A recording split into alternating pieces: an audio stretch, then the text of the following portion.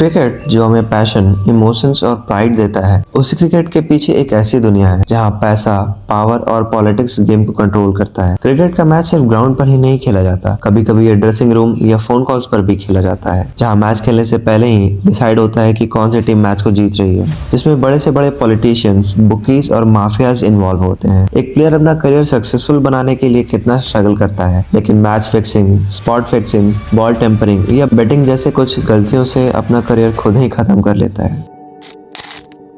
Year 2000, one of the biggest scandal in cricket history. India और Africa के बीच series खेला जा रहा था। क्राउड्स फेवरेट, इंडिया में मोस्ट सक्सेसफुल कैप्टन में से एक मोहम्मद अजहरुद्दीन उस दिन सीरीज में इंडिया को लीड कर रहे थे। साउथ अफ्रीका के लीडर और उस टाइम के रोल मॉडल में से एक हैंसी क्रॉन्जे अफ्रीका टीम को लीड कर रहे थे। इस सीरीज के दौरान दिल्ली पुलिस की तरफ से एक कॉल रिकॉर्डिंग अनाउंस होता है, जिसमें हैंसी और book makers Sanjay Chawla match fixing को लेकर डिस्कस कर रहे थे। कॉल रिकॉर्डिंग को गलत बताते हुए क्रॉन्जे एलिगेशंस को डिनाई करते हैं, लेकिन कुछ ही दिन बाद क्रॉन्जे एक्सेप्ट कर लेते हैं कि इंडिया टूर में उन्होंने पैसे के लिए बुकी को फोरकास्ट और इंफॉर्मेशन प्रोवाइड किया था। लेकिन क्रॉन्जे ने अपने साथ साथ इंडियन कैप्टन मोहम्मद अजहरुद्दीन का भी नाम शामिल किया, ये कहते हुए कि बुकी से इंट्रोड्यूस करने वाले कोई और नहीं, इंडियन कैप्टन अजहरुद्दीन थे। क्रॉन्जे ने ये भी एक्सपोज किया अजहरुद्दीन ने हर्षल गिब्स और हेनरी विलियम्स को अंडर परफॉर्म करने के लिए भी पैसे ऑफर किए थे। सीबीआई इंक्वायरी के बाद क्रॉन्जे के साथ साथ अजहरुद्दीन को 3 ओडीआई मैचेस फिक्स करने की वजह से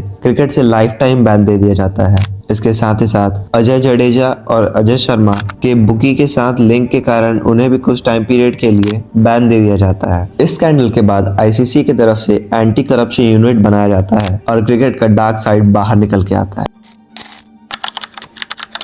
इस पीरियड पे मैच फिक्सिंग अपने पीक पर था, तभी मीडिया ने एक हेडलाइन चला दी, सचिन तेंदुलकर क्वेश्चन्ड, जिसमें इंडियन लेजेंड सचिन तेंदुलकर पर बॉल टेम्परिंग जैसे एलिगेशंस लगाए गए हैं। India tour of Africa match referee mic Dennis ये क्लेम करते हैं Tendulkar was picking the seam of that ball. It means cleaning the ball without permission, जो कि लॉ के अगेंस्ट है। इसके लिए सचिन तेंदुलकर को नेक्स्ट टेस्ट से बैन कर दिया जाता है। आईसीसी क्लैरिफाई कर देती है ये एक ऑफेंस है, बट बीसीसीआई इस इंसिडेंट पर बिल्कुल एग्री नहीं करती। ये एक स्कैंडल तो नहीं है, बट इंडियन क्रिकेट का एक बहुत सेंसिटिव इमोशनल फेज था।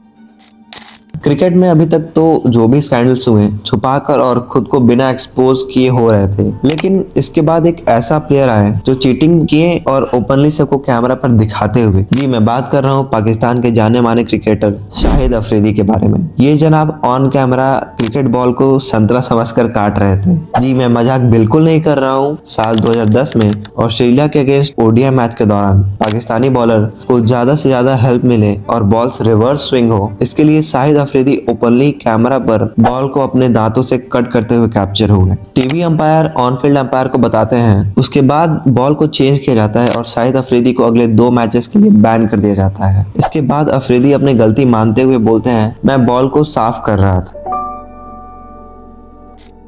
मैच फिक्सिंग जिसमें पूरा का पूरा मैच फिक्स्ड होता है, वही स्पॉट फिक्सिंग जिसमें पूरे मैच का एक पर्टिकुलर मूवमेंट को फिक्स करना, जैसे एक नो बॉल, एक पर्टिकुलर ओवर। इसी साल अगस्त में British news of the world के रिपोर्टर एम महमूद, जिसने पाकिस्तानी एजेंट और बुकी एम माजिद को अप्रोच किया। पाकिस्तानी बुकी एम माजिद ने दावा किया कि मैं एग्जैक्ट बता सकता हूँ कि कौन सी बॉल नो बॉल होगी। Third ball. 26 अगस्त 2010 Pakistan versus England match day, Lord's test day 4 और मोहम्मद आमिर के फर्स्ट स्पेल में बुकी के बोले गए एग्जैक्ट बॉल पर नो बॉल। अगला स्पेल मोहम्मद आसिफ सेम उसी तरह डेलिबरेट नो बॉल। ये सब लाइव टीवी पर हो रहा था। As per call recording, commentators confused, fans shocked, authorities alert. Inquiry के बाद पता चला इसमें सबसे बड़ा नाम पाकिस्तान टीम के कैप्टन सलीम बुकी के साथ कोऑर्डिनेट कर रहे थे। बाद में यूके कोर्ट सलीम को मेन ऑर्गेनाइजर बता देती है। इसके बाद आईसीसी एम आमिर को 5 इयर्स बैन, एम आसिफ को 7 ईयर बैन और सलीम को 10 इयर्स के लिए क्रिकेट से बैन कर देती है। और ये तीनों पाकिस्तानी क्रिकेटर्स को कुछ टाइम पीरियड के लिए जेल भी जाना पड़ता है। ईयर 2013 आईपीएल के दौरान दिल्ली पुलिस क्राइम्स के लिए कॉल्स टैप कर रही। कोइंसिडेंटली आईपीएल में हो रहे बेटिंग और बुकीज के बारे में पता चला और उसमें राजस्थान रॉयल्स के 3 खिलाड़ियों का नाम आता है, जिसमें श्रीशांत, अजीत चंडेला और अंकित चवन शामिल थे। मैच डे 5 में 2013 Rajasthan royals versus Punjab, Ajit Chandila intentional no ball identified. 15 मई 2013, Rajasthan royals versus Mumbai Indians, intentional no ball और पुअर लेंथ डिलीवरी। 17 मई 2013, Rajasthan royals versus SRH, Ankit Chavan fix over runs. ये सब कॉल रिकॉर्डिंग्स के अकॉर्डिंग प्री डिसाइडेड था। मैचेस के बाद राजस्थान टीम दूसरे होटल्स में रुकी थी और 3 प्लेयर्स दूसरे होटल में। तभी दिल्ली पुलिस श्रीशांत के होटल में अप्रोच करती है और उन्हें 70,000 कैश बेटिंग से रिलेटेड तमिल में एक डायरीज मिलता है। इससे क्लियर हो जाता है इसमें और भी बड़े नाम इन्वॉल्व थे। CSK team owner and officials Gurunath Meiyappa भी इस स्कैंडल में इन्वॉल्व थे, जो कि इंक्वायरी करने के बाद ये कंफर्म हो चुका था। दिल्ली पुलिस श्रीशांत, अजीत और